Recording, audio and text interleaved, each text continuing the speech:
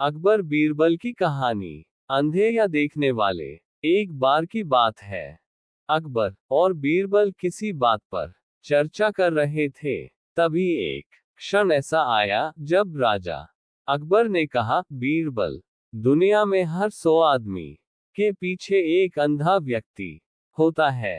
राजा की यह बात सुनकर बीरबल ने उनकी इस बात पर असहमति जताते हुए कहा, महाराज, मेरे हिसाब से आपका आकलन कुछ गलत प्रतीत होता है।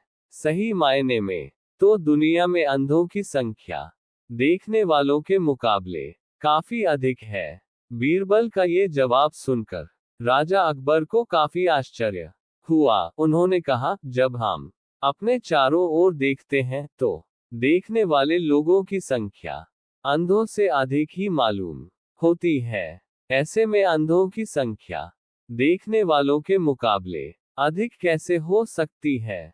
राजा अकबर की इस बात को सुनकर बीरबल कहते हैं, महाराज, किसी दिन मैं आपको ये बात प्रमाण के साथ साबित करके जरूर दिखाऊंगा कि दुनिया में अंधों की संख्या देखने वालों से अधिक है।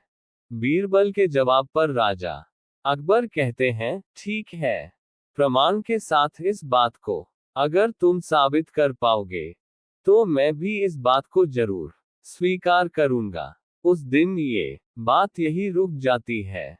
करीब 2 दिन बीतने के बाद राजा अकबर इस बात को पूरी तरह से भूल जाते हैं, मगर बीरबल अपनी बात को प्रमाणित करने के लिए युक्ति सोचने में जुटे रहते हैं।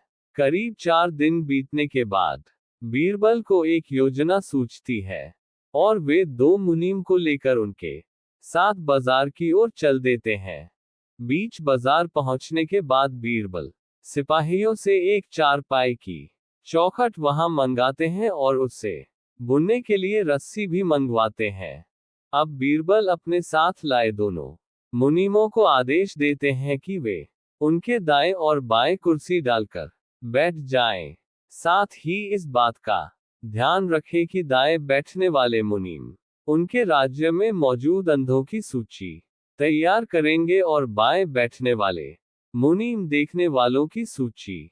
बीरबल का आदेश मानते हुए दोनों मुनीम अपना काम करने के लिए कमर कस लेते हैं और बीरबल चारपाई बुनने का काम शुरू कर देते हैं। बीरबल को बीच बाजार चारपाई बुनते देख धीरे धीरे वहां लोगों की भीड़ जमा होने लगती है। उस भीड़ में से एक आदमी अपने आप को रोक नहीं पाता है और वह बीरबल से पूछ लेता है, आप ये क्या कर रहे हैं? बीरबल इस सवाल का कोई जवाब नहीं देते और अपने दाएं बैठे मुनीम को इशारा देते हैं कि वह अपनी सूची में इस आदमी का नाम लिख ले। जैसे जैसे समय बीतता जा रहा था, आने वालों की संख्या बढ़ती जा रही थी और आने वाले सभी लोग अपनी उत्सुकता को शांत करने के लिए बीरबल से यही पूछ रहे थे कि वे यहाँ क्या कर रहे हैं। इसी के साथ बीरबल अपने दाएं मुनीम को इशारा देकर यह सवाल पूछने वालों का नाम अंधों की लिस्ट में डलवाते जा रहे थे। तभी अचानक वहां एक आदमी आता है जो बीरबल से पूछता है कि इतनी धूप में बैठकर आप चारपाई क्यों बन रहे हैं?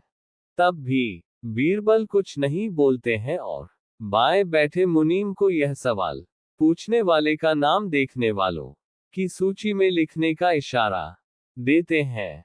ये सिलसिला ऐसे ही चलता रहता है और धीरे धीरे पूरा दिन निकल जाता है।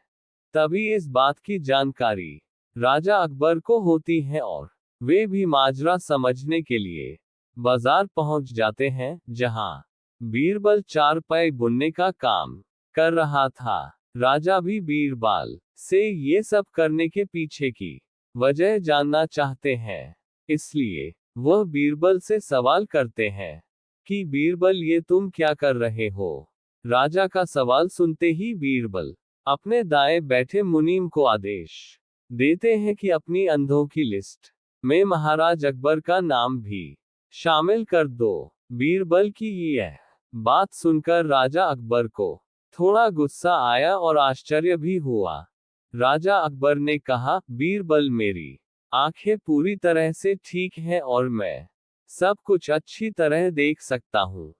फिर क्यों तुम मेरा नाम अंधों की सूची में चढ़वा रहे हो?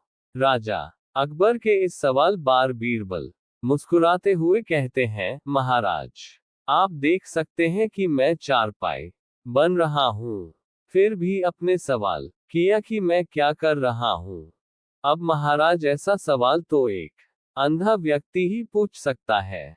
बीरबल का यह उत्तर सुन राजा अकबर को समझ में आ गया कि वह कुछ दिन पहले की गई बात को प्रमाणित करने के लिए ये सब कर रहा है।